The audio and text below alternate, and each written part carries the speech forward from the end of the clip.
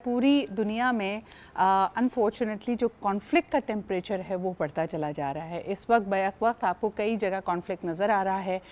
यकीनन हमने पिछले हफ्ते जैसे कवर किया था वेनेजुएला के प्रेसिडेंट के ऊपर जो एक तरह से एक उसको किडनैपिंग कहें, अटैक कहें, I don't know, but there is going to be subsequent military action जिसका बार बार इंदिया दिया जा रहा है। दूसरी तरफ ईरान में भी प्रोटेस्ट का जो माहौल है वो ज़ोर पकड़ता जा रहा है और इसमें हमने देखा कि इस हंगामा आराई में कई मसाजिद को, कई दुकानों को, कई ताजरों को शदीद नुकसान पहुंचाया गया है। क्या ये सूरत हाल ईरान की हुकूमत के कंट्रोल में है? ये आउट ऑफ कंट्रोल जा रही है? दूसरी तरफ अमेरिका ने भी कहा कि किसी किस्म का अगर एक्शन लिया जाता है अगेंस्ट द प्रोटेस्टर्स तो वो भी कोई मिलिट्री कार्रवाई कर सकते हैं। These are not good indicators for the world. और इस वक्त हमारे साथ एम्बेसडर जमील अहमद खान साहब मौजूद हैं। आइए उनसे जानते हैं कि कुछ लोग कह रहे थे कि इनएविटेबल है, is this leading to a world war 3 like situation? Let's unpack that together. अस्सलाम वालेकुम जमील साहब। वालेकुम अस्सलाम। जमील साहब, very good morning to you. बहुत बहुत शुक्रिया वक्त देने के लिए। yesterday I came across something called the MAD theory, जिसका जो it's an acronym और इसमें बात की जाती है कि इस वक्त म्यूचुअल एनाहिलेशन का इतना शदीद दबाव है, यानी पूरी दुनिया के मुख्तलिफ ममालिक के पास इतने सारे न्यूक्लियर असासे और मिलिट्री वेपन्स मौजूद हैं कि एक दफ़ा नहीं कई दफ़ा दुनिया मुकम्मल तौर पे तबाह होने की उनके पास सलाहियत मौजूद है।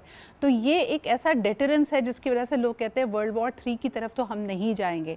लेकिन जो सिनेरियो इस वक्त डेवलप हो रहा है, जो मुख्तलिफ प्रोटेस्ट हो रही हैं, कॉन्फ्लिक्ट्स हैं और मिलिट्री थ्रेट्स एक दूसरे को दिए जा रहे हैं, ये मामलात किस तरफ को जा रहे हैं? जी हाँ, जब तक कि कोई मुल्क जौहरी मुल्क ना हो और अगर उस पर कोई किसी किस्म की चढ़ाई भी कर दी जाए, जैसे कि वेनेजुएला का आपने बयानिया में बयान दिया है, या ऐसी सूरत में जो कि ईरान अंडर थ्रेट है डोनाल्ड ट्रंप की तरफ से और अमेरिका की तरफ से, तो जब तक कि वो मुल्क जौहरी ना हो उस वक्त तक वर्ल्ड वॉर 3 की कोई चांसेस बहुत कम नजर आते हैं। और इस मामले में, ईरान के मामले में, इस खत्ते में जो रूस है और चाहे चीन है, वो बड़ी मेच्योरिटी के साथ चल रहे हैं। उन्होंने कोई ऐसा वर्चर नहीं किया है, कोई ऐसा जेस्चर नहीं दिया है कि जिसमें तीसरी जंग अजीम का कोई खतरा हो। तो लिहाजा दुनिया में रहने वाले लोगों को ये पता है कि तीसरी जंग अजीम का मतलब है दुनिया बिल्कुल जिस तरह आप कह रही थी राख का ढेर बन जाएगी। कोई शख्स नहीं बचेगा दुनिया में जिसने कि न्यूक्लियर आर्सन है। मैं आपकी नाज़रीन के लिए 5 सेकंड में बताता चलूं कि अगर कोई एक भी न्यूक्लियर डिवाइस चल जाए, इंडिया पाकिस्तान की जंग रुकी इसीलिए, डोनाल्ड ट्रंप ने इसका जिक्र किया हुआ है, एक भी जंग हो जाए तो तकरीबन 50 से 60 किलोमीटर आसमान में गुबार, जो न्यूक्लियर गुबार चला जाता है और 7 दिन में पूरी दुनिया इफेक्ट हो जाती है, सिर्फ एक न्यूक्लियर डिवाइस की। तो इससे आप अंदाजा लगा लें। तो ईरान में क्या सूरत हाल है, मुझे बताएं कि ये जो एकदम से वहाँ पे हंगामा आराई हो रही है, प्रोटेस्टर्स आगे निकले हुए हैं, हम कई ऐसे, और ऑफ कोर्स वेस्टर्न मीडिया इसको कवर कर रहा है और कहा जा रहा है कि ये डिसेंडेंट शाह ऑफ ईरान की हिमायत के ज़रिए किया जा रहा है। वो अपना जो कौमी परचम है उसको जला रहे हैं, कह रहे हैं कि वो पुराने परचम पे वापस जाना है जिसके अंदर वो एक सिंबल जो ईरान की पर्शियन सिविलाइजेशन, उनकी तारीख की नुमाइंदगी करता है, वो होना चाहिए। फिर बहुत सारी मसाजिद को नुकसान पहुंचाया जा रहा है। ये प्रोटेस्ट जो ये एक थियोलॉजिकल स्टेट है उसके अगेंस्ट है, तर्ज हुकूमत की तरफ है। पेन पॉइंट क्या है और आप क्या समझते हैं कि ये किसके इशारे पर हो रहा है? या देखिए, 47 सालों में जो इस वक्त हुकूमत है या रिजीम है, वो उसने तकरीबन 2 ऐसे मौके पहले भी देखे हैं, ऐसी शिद्दत वाले जो जलसे जुलूस देखे हैं, उस पर काबू पा लिया था। एक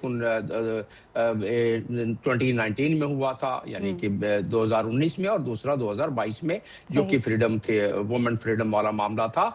उसमें भी तकरीबन सैकड़ों के तादाद में हलाकतें हुई थी। उसमें तो रिजीम ने कह दिया था जो लोग रोड पर आते हैं या तशद्दुद करते हैं या हंगामा आराई के अलावा अगर जुलूस जलसा निकालते हैं तो दहशतगर्द हैं। इस दफा रिजीम काफी पोलाइट थी।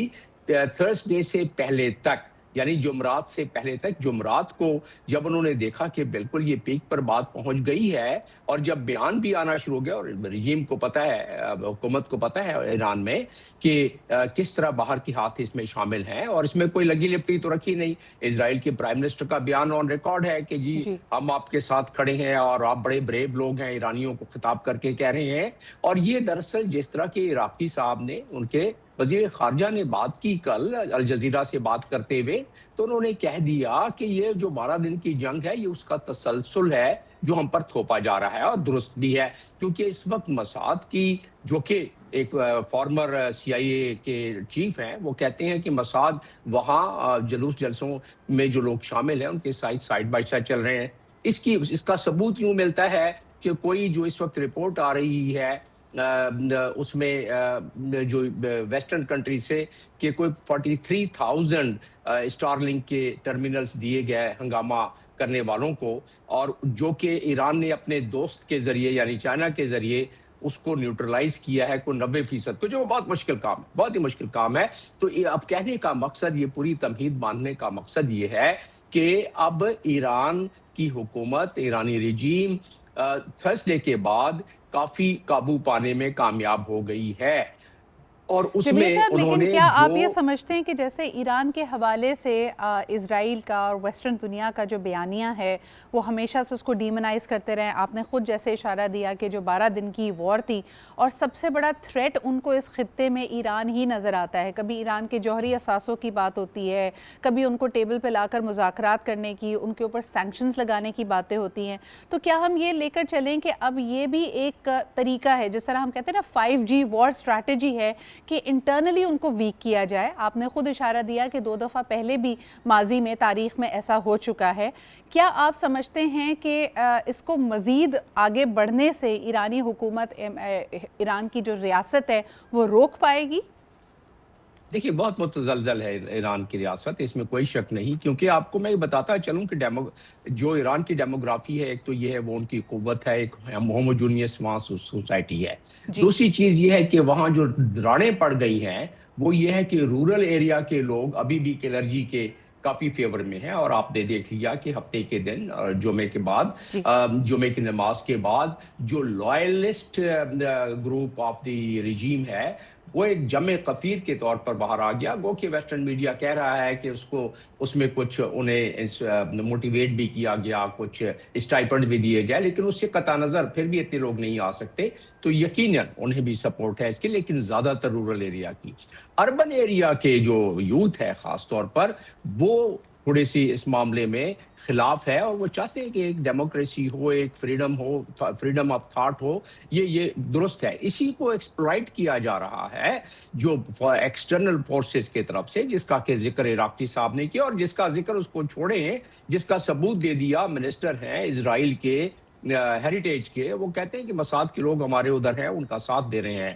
تو یہ بات درست ہے سر، کہ جو کچھ ابھی ہم نے کریکس دیکھا وہاں، کہ حماس کی، اور اس کے علاوہ اگر بات کی جائے حزب اللہ کی، مختلف جو نیکسٹ قیادت کی بات کی جا رہی تھی، ان کو جس طرح ایلیمینیٹ کیا گیا ہے، جو کہ ایک سیف ہیون ایران سمجھا جاتا تھا، اس کے تانے بانے تو بہت پہلے سے ہمارے پاس ثبوت اور شواہد موجود ہیں کہ وہاں پہ ایک انٹیلیجنس کا، ویسٹرن انٹیلیجنس کا اسٹرانگ فٹ ہولڈ موجود ہے۔ بلکہ پاکستان نے بھی اس حوالے سے اکثر کہا، جب بلوچستان کے سلسلے میں ہم ڈوسیئرز پوری دنیا کو سیکیورٹی کاؤنسل کو دیتے رہے ہیں کہ کس طرح وہاں پہ بھارتی انٹیلیجنس کا بھی فٹ پرنٹ پایا جاتا ہے، تو موساد اینڈ را کا ہونا وہاں پہ یہ کسی سے ڈھکی چھپی بات نہیں ہے۔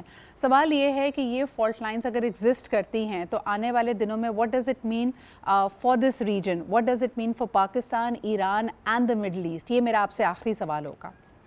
جی ہاں، یہ بالکل، یہ تو ایک بھونچال سا آ جائے گا نا۔ دیکھیں اب اگر ابھی فرض کر لیں کہ جی ایران نے کیا کہا، ایران نے کہا کہ جی ہم تو بالکل تیار بیٹھے ہوئے ہیں، اور ایران کے پاس جو خیبر میزائل ہے وہ 200 کلومیٹر تک جاتا ہے، اور اس میں تہس نہس ہو جائے گا پورے علاقے کو۔ اور ایران کے پاس جو اس وقت فیکٹریاں کام کر رہی ہیں 24/7 بیسس پہ، چائنا نے اس کو مٹیریل کافی پرووائڈ کیا ہے، جس سے کہ وہ کافی تعداد میں بنا رہے ہیں۔ تو صحیح۔ وینیزویلا کی طرح تو نہیں ہے، ایران ظاہر ہے اس کا جواب دے گا، ایک بھونچال آئے گا، پاکستان میں ریفیوجیز آ جائیں گے، پاکستان میں اس کا فال آؤٹ ہوگا، مڈل ایسٹ میں کافی ٹارگٹس انگیج ہو جائیں گے۔ ایران نے کہہ دیا ہے کہ ہم امریکہ کے جو وہاں ایسٹس ہیں اس کو ہم انگیج کر لیں گے، تو یقیناً ایک بھونچال سا آ جائے گا اس پورے علاقے میں۔ اور جب تک کہ یہ کریک جو ہے اس کو مدھم نہ کیا جائے گا، جب تک کہ ایران کی کوئی صورتحال جو ان کی کرنسی کی ہے بہتر نہیں ہوگی، یہ سلسلہ بار بار جلتا سر، بجھتا جسٹ اے رہے گا، اور لیڈ یہ سلسلہ کویسچن، مجھے یہ بتائیے گا کہ امریکہ بظاہر تو ورلڈ پیس کی بات کرتا ہے، اسٹیبلٹی کی بات کرتا ہے، لیکن ایک طرف اپنی اجارہ داری بھی قائم کرتا ہے کہ peace, world peace on the terms that America wants to dictate. مجھے بتائیں کہ وینیزویلا کے بعد اگر خدا نخواستہ ایسی صورتحال ایران میں ہوتی ہے، کیا یہ امریکہ اور بالخصوص امریکی معیشت کے فائدے میں ہے کیونکہ وہ اس وقت ڈیٹ میں گھرے ہوئے ہیں؟ ایک تھیوری یہ بھی دی جاتی ہے کہ every time there is economic crisis in America, America goes to war. یہ بالکل درست ہے کیونکہ ورلڈ وار پہلے ون سے پہلے 1898 میں بھی یہی بات ہوئی تھی، اسپین کے خلاف چڑھائی کر دی تھی، اور اسی طرح باقی ورلڈ وار ٹو میں کے بعد بھی جو امریکہ کی معیشت ہوئی ہے وہ اسی وجہ سے ہوئی ہے، جنگ کی وجہ سے بڑھی ہے، بہتر ہوئی جی ہے۔ تو امریکہ اس وقت اپنی اس کی سسکیاں لیتی ڈالرز اس کے روکنے کے لیے یہ جو آپ گرین لینڈ میں دیکھ رہے ہیں، یہ جو آپ مختلف جگہوں پر، کیونکہ امریکہ ایک ملٹری مائٹ ہے، 91 بلین کی اس کی وہ ہے ملٹری کی پاور ہے جو دنیا میں سب سے زیادہ ہے، اور اب ایک 1.5 ٹریلین ہو گئی ہے جو کہ جی اگلے 2027 سے۔ تو کہنے کا مقصد یہ ہے کہ امریکہ اپنے ملٹری مائٹ کو استعمال کرتے ہوئے سسکتی ہوئی بالکل اپنی صحیح، یہ جو ڈالر کی اسٹرینتھ ہے اس بالکل کو صحیح، گرنے بہت سے بہت شکریہ بچائے گا۔ جمیل صاحب۔ یہ ایک طریقہ ہو سکتا ہے اپنی دنیا پہ جو ایک سپریمیسی ہے اس کو قائم رکھنے کا۔